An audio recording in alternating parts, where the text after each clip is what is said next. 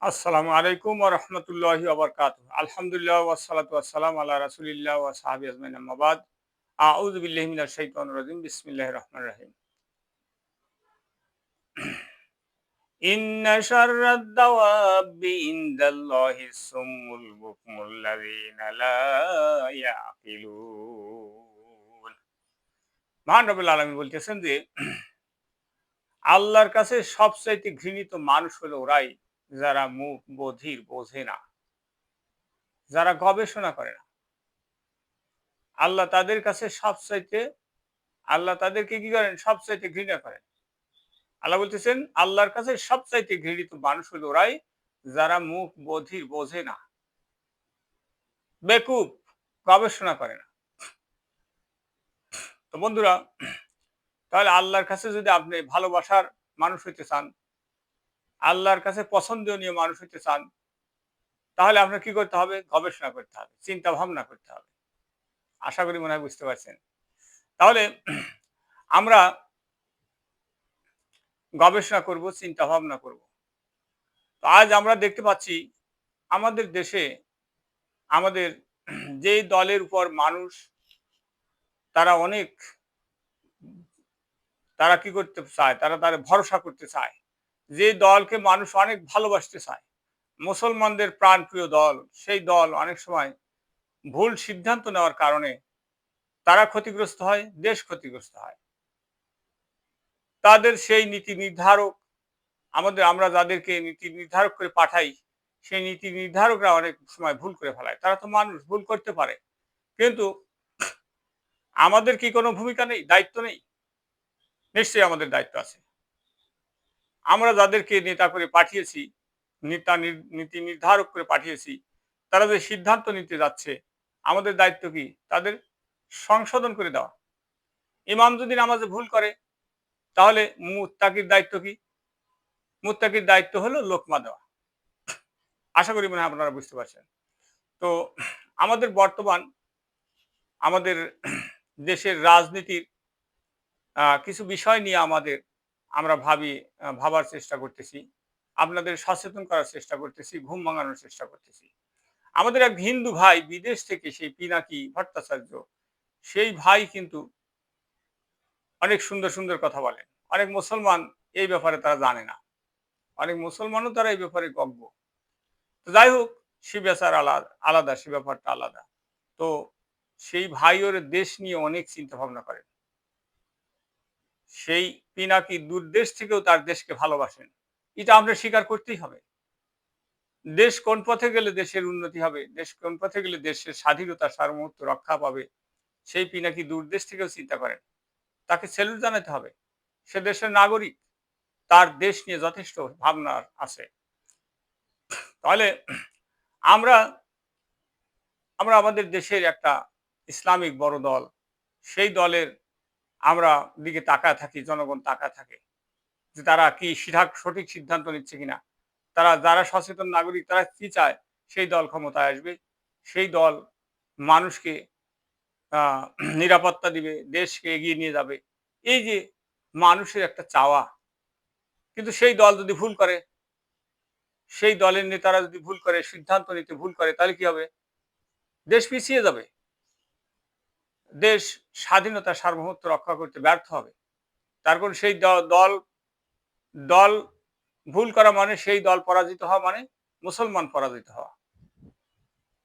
তাহলে আমাদের দেশের সেই ইসলামী কলার সাবরা ওনারা আমরা নীতি নির্ধারক করে পাঠিয়েছি, তারা সদস্য বোর্ড মাধ্যমে তারা কি করেন? নীতি নির্ধারণ করেন। সেই নীতি নির্ধারকরা কি ভুল করতে পারে না?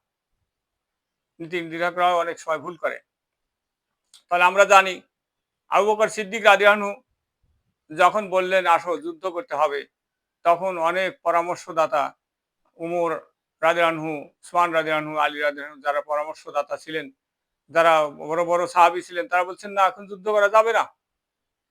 এই মুহূর্তে রাসূল সাল্লাল্লাহু আলাইহি ওয়াসাল্লাম মারা গেলেন। এই সময় এত নাজুক সময়, জনগণ এখনো শোক সামলাসে উঠতে পারে নাই। তাহলে আমরা এখন যুদ্ধ করব না। আবু বকর সিদ্দিক রাদিয়াল্লাহু আনহু কি বলছেন? আবু বকর সিদ্দিক রাদিয়াল্লাহু আনহু বলছেন, "আমি নেতা, আমি তোমাদের আদেশ দিচ্ছি। তোমরা আমার আদেশ মানবে না?" তারা বলছে হ্যাঁ আদেশ তো মানবই। তারা বলছে ঠিক আছে, তোমরা যদি যুদ্ধে না যাও আমি একাই যুদ্ধে যাব। তাহলে অনেক সময় অনেকের পরামর্শ সঠিক হয় না। একার সিদ্ধান্ত অনেক সময় কি হয় সঠিক পথ হয়। যুদ্ধ করলেন, যুদ্ধে জয়ী হলেন। সবাই স্বীকার করলো যে আবু বকর সিদ্দিক রাদিয়াল্লাহু আনহুর কথাই সঠিক ছিল। উনার বুদ্ধি সঠিক ছিল, আমরা ভুল ছিলাম। তাহলে অনেক সময় শুরা সদস্য অনেক লোকের পরামর্শ ভুল হয়। হতেই পারে, স্বাভাবিক। তাহলে পরামর্শ একটা জিনিস, মানুষের বোঝার একটা জিনিস। তো আমাদের দেশে পিআর পদ্ধতিতে নির্বাচনের জন্য আমাদের ইসলামিক দল তারা বলতেছে আমরা পিআর পদ্ধতিতে যাব। কেন পিআর পদ্ধতিতে যাবে? তারা কি সংখ্যায় কম? আরে এরা তো ওদের চিন্তা শক্তি খুব দুর্বল। এদের দূরদর্শিতা কম। আর আগামী দিনে ভবিষ্যৎ হচ্ছে বাংলাদেশ মুসলমানরা শাসন করবে। এই দেশের সংখ্যাগরিষ্ঠ হবে মুসলমান। এইসব অনইসলামিক দল এরা তো ভোটই পাবে না, জনসমর্থন পাবে না। তাহলে আমাদের এই যে যারা নেতা, যারা সিদ্ধান্ত নিতে যাচ্ছে পিআর পদ্ধতি আমরা ভোট চাই, এটা খুব একটা হাস্যকর ব্যাপার। তারা এমন একটা মানে নির্বোধের পরিচয় দিচ্ছে যে তারা একটা শিশুসুলভ কথা বলতেছে যে কে জাতীয় পার্টি অমুক চাইতেছে, সিপিবি পাইতেছে। আর ওদের ভোট নাই তো, ওদের ভোট নাই, তারা তো চাবেই। তা আপনি কেন চাচ্ছেন?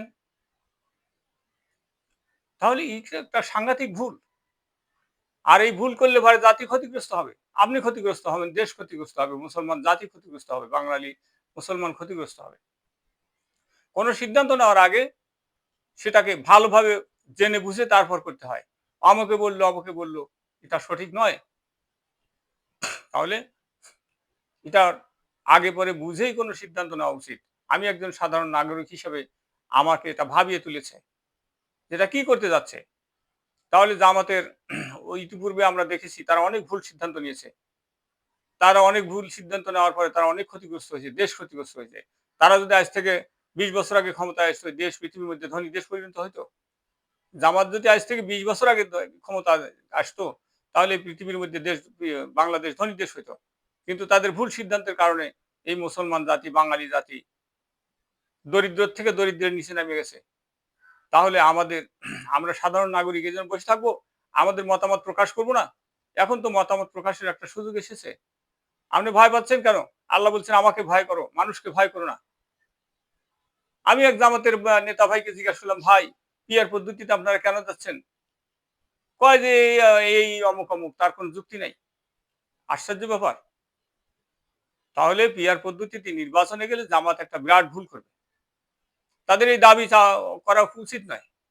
তাদের এই দাবির থেকে সরে আসা উচিত। আমি আশা করব তারা এই দাবির থেকেও সরে আসবে। তারা ইতিপূর্বে যে বড় বড় ভুল করেছে, যে এই ভুল করার কারণে এই জামাতে ইসলাম দুর্বল হয়ে গেছে। আর তার কারণে সবচেয়ে বেশি ক্ষতিগ্রস্ত হয়েছে বাঙালি জাতি। আমরা পৃথিবীর মধ্যে ধনী দেশ হইতাম। জামাতে ইসলাম যদি ১০ বছর আগে, ২০ বছর আগে ক্ষমতায় আসতো, পৃথিবীর মধ্যে ধনী দেশ হইতো বাংলাদেশ।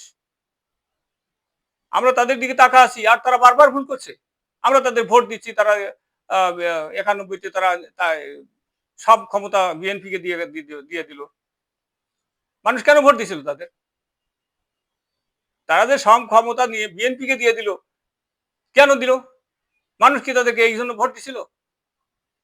মানুষ কি ভোট দিছিল তোমরা যা বিএনপিকে ক্ষমতা দিয়ে দাও? তাহলে এত বড় ভুল করার পরেও সেই জাতি টিকে আছে কেন? সেই দল টিকে আছে কেন? তার কারণ এই দলের নিয়ম হলে রাসূল সাল্লাল্লাহু আলাইহি ওয়াসাল্লাম বলছেন নেতা যদি ভুলও করে, নেতা যদি পিঠের চামড়া উঠে নেয় তাও তোমরা দল ত্যাগ করো না। তাহলে আমরা সেই জাতি, আমরা রাসূল সাল্লাল্লাহু আলাইহি ওয়াসাল্লামের আদর্শ মানা জাতি। রাসূল সাল্লাল্লাহু আলাইহি ওয়াসাল্লামের আদেশ মানা জাতি আমরা। রাসূল সাল্লাল্লাহু আলাইহি ওয়াসাল্লাম বলছেন তোমার নেতা যদি, কোন মুসলিম শাসক যদি তোমার পিঠের চামড়া তুলে নেয়, অনেক পার্সিয়ালিটি করে, স্বজনপ্রীতি করে, তারপরও তোমরা কি করো না? দল ত্যাগ করো না। মুসলমানের দলই থাকতে হবে। তাদের বিরুদ্ধে বিদ্রোহ করো না। তাহলে মুসলমান এজন্যই আপনাদের ভোট দেয়। মনে করেন না আপনাদের অনেক বুদ্ধি আর এই জন্য ভোট দেয়। বোকার স্বর্গে বাস করেন না। তাহলে জামাতে ইসলাম বারবার ভুল করার পরে মুসলমান ভোট দেয়, মুসলমান এই দলে থাকে। কেন থাকে? রাসূল সাল্লাল্লাহু আলাইহি ওয়াসাল্লাম আদেশ করছেন। সহিহ বুখারী ৩৬০৬ নম্বর হাদিস। রাসূল সাল্লাল্লাহু আলাইহি ওয়াসাল্লাম বলছেন মুসলমানদের দল আর দলের নেতার আনুগত্য করো।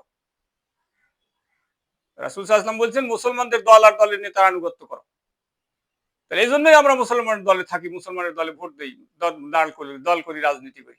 তাহলে কোনো আমরা এই জন্যই আমরা বলছি, আমরা লোকমা দিচ্ছি, সম্মান রেখেই বলছি আপনাদের প্রতি, আপনারা পিয়ার পদ্ধতিতে যাবেন না, আপনারা একক সংখ্যাগরিষ্ঠ হবেন। এই দেশ আপনাদের ক্ষমতা আপনাদের হাতে তুলে দিবে জনগণ, এই দেশ আপনাদের হাতে ক্ষমতা তুলে দিবে, আপনারা বড় দল হবেন। এইসব দল, অন ইসলামিক দল, তারা ভেনিশ হয়ে যাবে। আপনি দেখছেন তাদের অনেক ভোট, আর ভোটটা সঠিক হলেই তো জামাত ইসলাম ক্ষমতায়। কিন্তু ভোট হওয়ার আগে যে বাধাগুলো আছে, সেই বাধাগুলো আপনি এত ধৈর্য হারা হলে হবে না। এই যারা ওই অন্যান্য দলকে ক্ষমতায় আনার জন্য চেষ্টা করতেছে, তারাই একদিন জামাতকে ক্ষমতা আনার জন্য চেষ্টা করবে। এই প্রশাসনই আপনাদের আনার চেষ্টা করবে। এই প্রশাসন তো মানুষ, মুসলমান, অনেক মুসলমান আছে, তারা নিরপেক্ষ হবে। তারা দেখবে যে এই জামাতি হলো, আমাদের যারা প্রশাসন আছে, যারা আমাদের বিভিন্ন বুদ্ধিজীবী আছে, শিক্ষিত মানুষ আছে, তারা তো শিক্ষিত, তাদের ভুল তারা বুঝতে পারবে। তারা বারবার কেন তারা অনীতি করবে, দুর্নীতি করবে? তারা তো মানুষ, তারা তাদের ভুল বুঝে তারা কি করবে, সংশোধন হবে।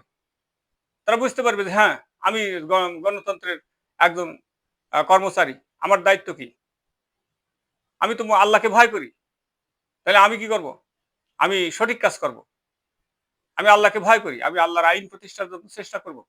যখন আমাদের মুসলমান ভাইরা ফিরে আসবে, তখন জামাত ক্ষমতায় যাবে। আপনি কেন ভয় পাচ্ছেন? আল্লাহ বলছেন আমাকে ভয় করো, মানুষকে ভয় করো না। আপনারা পিয়ার পদ্ধতিতে গেলেই কি আপনাদের ছেড়ে দিবে? আল্লাহ পরীক্ষা করবেন না? আপনি কেন ভয় পাচ্ছেন?